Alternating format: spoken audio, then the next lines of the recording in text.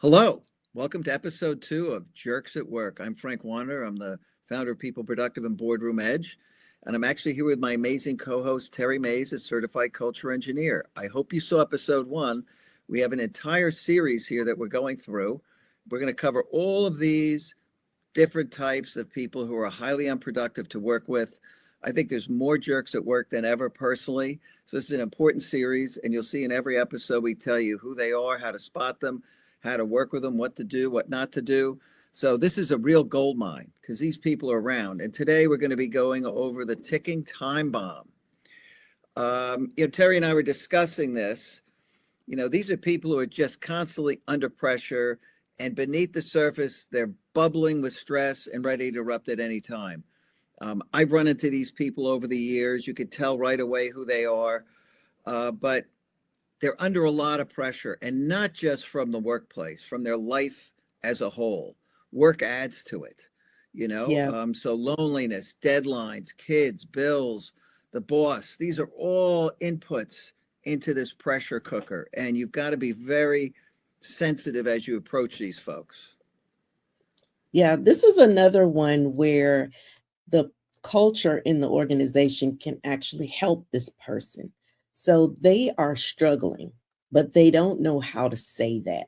They really don't recognize that they are struggling in a way, and they're having these outbursts over just the simplest things.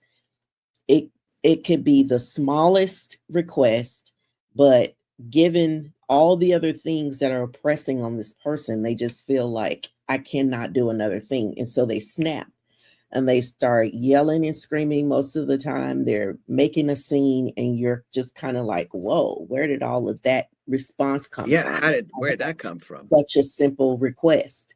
Well, it's because all these other things are happening in the person's life, in their personal life, in their work life. There's just so many things happening, and they don't know how to balance it all out. But when you have a healthy culture with a healthy leadership, then leaders are able to recognize what these people are going through and pull them to the side and really Yeah, try to help bring some sense of calm into their world so that they're not just exploding at every turn, because that is very unhealthy in the workplace to have somebody yeah. this unstable. And there are many techniques for handling them and identifying them. And so this is important to pay attention because they're in your workplace. They're everywhere. Yes. There are more of these people around than ever before. So how do you spot them? If you've got good EQ, you're going to see somebody who's visibly tense. Their face may look very tight from the stress. They may be clenching their fists a little. They're going to look like they're tense, right? That visibly tense body language. So in a low grade simmer, shoulders up, jaw tight, short breaths maybe. Depends how close they are to exploding. But this is a cascade of symptoms, and there are different levels of these, obviously. But be on the lookout. Yeah, you've got these people that kind of do these wild mood swings. So they're high and then they're low. They're happy and then they're like infuriated, like they just have gone from 0 to 60 over just simple things. So there's this kind of quiet tension that's there, but very much simmering on the surface, like Frank was mentioning just a little bit ago. That low grade simmer is there. You can tell when people are stressed. Your body No doubt. language will always show some signs that you are stressed. When you find people that butt in and they kind of try to finish your sentences for you, they're trying to rush the conversation. They don't want you to finish your thought. They're, clenching their fingers or tapping their hands or you can tell when people are just kind of at the edge. And so you want to take that time to try to calm the emotions and bring them back to this sense of peace.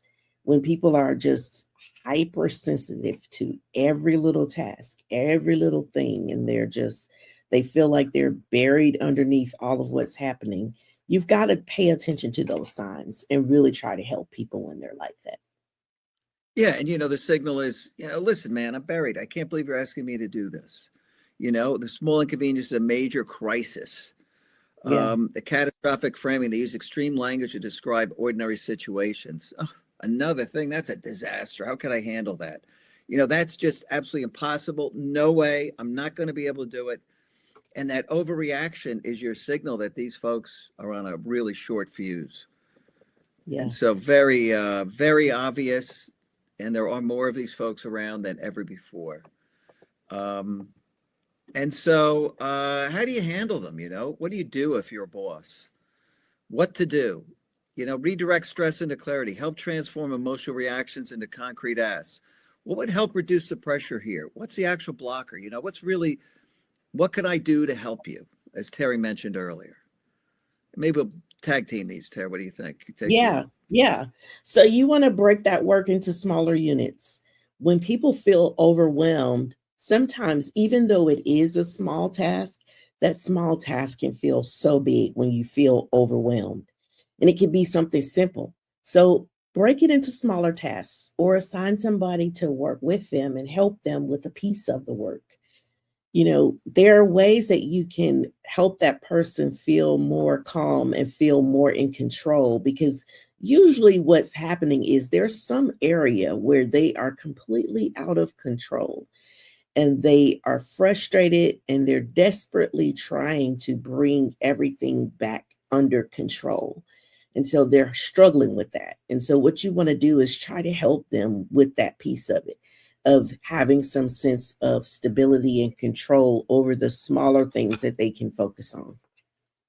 Yeah, and they are not very analytical at this point because they've got cortisol going through their body. Right. Every little stressor has more cortisol. They're not thinking clearly.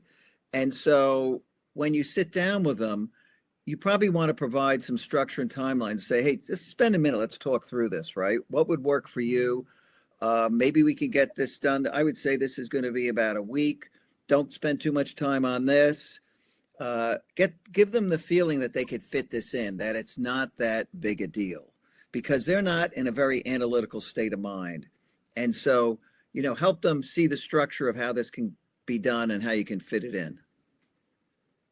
Right. And you make a very good point about them not being in that analytical state of mind, because they really are just flowing off of emotion. And so you want to validate the feelings that they have, acknowledging that they are stressed. You acknowledge, you can see that this is a lot, but we cannot just allow people to be explosive in the workplace. It is just completely unacceptable.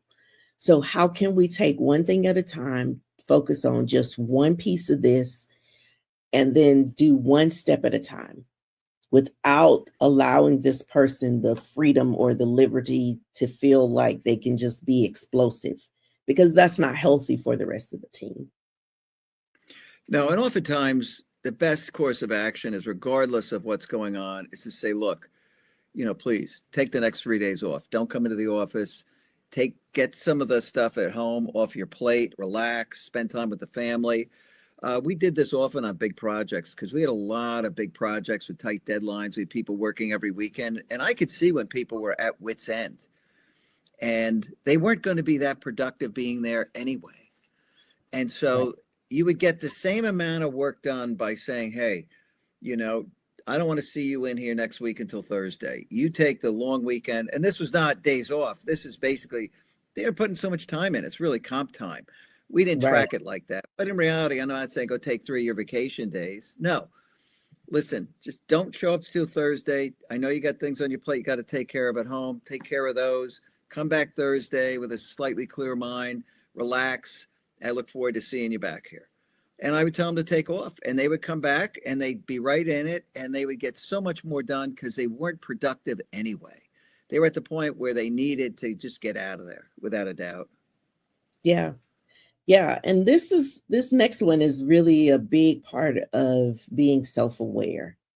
You have to be able to regulate yourself. You really do. There is no excuse for just constantly being that person that's the ticking time bomb in the office. Like, there's really no reason for that. There's so many outlets now and so many ways that you can focus on calm, slow down your breathing. There are all kinds of techniques and apps these days that you can get for free that will give you different techniques on how to regulate yourself, but you really do have to self-regulate. There is just no way around that. When I can always tell when I'm getting a little irritated or frustrated by something, it's almost like the hair on the back of my neck starts standing up, and I feel it right here in my jawline. All of this Yeah. starts getting Yeah. tight, and I'm getting frustrated, and I can feel myself tensing up. And when that happens, I know, take some deep breaths. Just take some deep Yeah. breaths And and it's good to regulate share with yourself. these people. There are ways, because they know that they're tense. And so Yeah, sharing with ways that they can actually self-regulate. And the other thing to remember is as the boss, you definitely want to make sure that you approach them in a calm way because there's an echo reaction. If you come in really tense, you're just escalating their pressure up because mood is contagious. We've gone over this so many times. So you need to be very calm and have that calmness be the contagion. And it's super important as a boss. And always try to remove time pressure if you can. Don't give them unnecessarily tough deadlines when you know they're already under a lot of stress. Change a deadline if you can. Much better to do that than to have them blow up. yeah. I had a manager once that every Yeah. time she gave me an assignment, it was always like, I needed it yesterday. Well, I can't give it to you yesterday. Right. It was Yeah. like every assignment was that same way. It's just high stress, high pressure. I needed it yesterday. And I'm just like, oh my gosh, this is so frustrating because you put people in such a horrible position when you set them up for failure by asking Oh, them to do terrible. something that they simply cannot do. So make sure you're not putting people in that type position. Yeah. And look, here's things that you don't want to do, right? Because what you don't want is what you see in the picture. You don't want that explosion. You don't want it in a meeting. You don't want it on the floor in a Zoom call. These folks are under a lot of stress. It's going to add to everybody else's stress. And ultimately, they're going to feel terrible about it. And so what do you don't want to do? Look, don't feed the fire.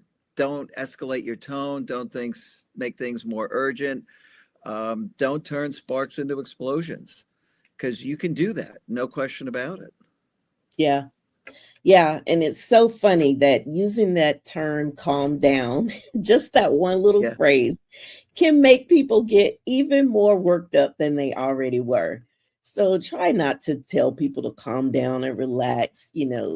That usually makes sure that they are going to get more stressed. Yeah. And don't come up and say, look, I need you to do this right away. Right? This was not on their plate. I need you to do this immediately. It's going to trigger an explosion, no doubt about it. So, don't surprise them with stuff when they're already under incredible amounts of pressure. Yeah. And, this whole demanding instant responses, you have to value and respect other people's time. And just because it's urgent for you doesn't make it urgent for them. There are times when people will drop what they're doing to focus on whatever they're being asked to do, but that should not be the norm. That should not be the case all the time, where people are just constantly under these tough, compressed timelines where they can never feel like they can win. You want to make Yeah. sure you, as a leader, setting your team up for success so that they win together. But if you're constantly putting them under these compressed deadlines where they cannot meet what you're asking them to do, then they feel like they lost or that they failed. So make sure you're not demanding those instant responses all the time. That's just the norm of how you work. Yeah. And whatever you do, don't embarrass them publicly because that's an immediate form of stress. And that's just going to lead to maybe potential detonation. Depends where they Yeah. are on the stress curve. But don't publicly challenge them. Deal with them in private. That's the best way to do it. Keep it calm. Stay very calm. You always be helpful in your tone. And you can prevent this detonation. Yeah. That's actually a good one for just being a kind human, Yeah, you're just right, not Tara. ambushing people, embarrassing them, and putting them on the spot. That really creates a lot of stress for people. So you don't want to do Huge. that. And you also don't want to overload them with so much stuff that they can't prioritize. They can't get any kind of sense of up and down because they have so many things to do. They're coming in early, they're working late because they're trying to prioritize all these different activities, and all of them are priority one. And we all know that the brain cannot focus on more than one thing at a time. So don't give people so many tasks and say they're all priority one, they're all due yesterday. Like that kind of thing just creates stress, unnecessary stress. Yeah. Yeah. And you don't want to make their stress about you. You don't want to be in a position where you're really telling them like, hey, you're really stressing me out. That self-centered coaching. Be careful. You're really stressing me out, because that's just going to trigger them without a doubt. And so you Yeah. want to make sure that, you're always very sensitive and you're dealing with them in a way that you're being a caring leader is what it takes. These people should never blow up at work. You should be good enough as a leader to spot them and to intervene in a very positive way to help them avoid that situation. That's your job as a leader, to be on top of this. And that's why I'm giving you all these tips. And so we're moving on next week. Oh, by the way, yes, boom, every office has one. Today more so than ever. This is super important. They're out there. All these personality types we're going over, and the people unproductive personalities, they're all over. And every office has one. Every office has a hero somewhere in it. And so we covered that last week. But every office has one, and I think today more so than ever. So next week we're moving on to the in-crowd leader. Every company has a club, just not everybody gets invited. So this is going to be a really, really good episode, and it'll be a good leadership lesson for people who love the feeling of an in-crowd, because it makes it easier for them to manipulate and get things they want to get done, but it's highly destructive. And so we're here, every Wednesday, 3:00 with another show. This is going to be an incredible series. I think we've got this nailed down, Tara. Yes, I think so. This one is a really good one. And we hope that you guys are subscribing to our channel and leave us some comments, give us some feedback, let us know what you're thinking about these episodes. We do this for just out of the kindness of our hearts because we love sharing this type of information. We really do enjoy it, though. We'd love to have you part of our growing community. Yeah. I mean, you can subscribe to the People Productive channel. We're on YouTube. We're on Facebook. We're on LinkedIn. You can go to People Productive. You can see all the shows going back in time. We've got hundreds of shows all about these human factors and how you can build an incredibly productive culture. And, I hope you do follow us, and we look forward to seeing you next week.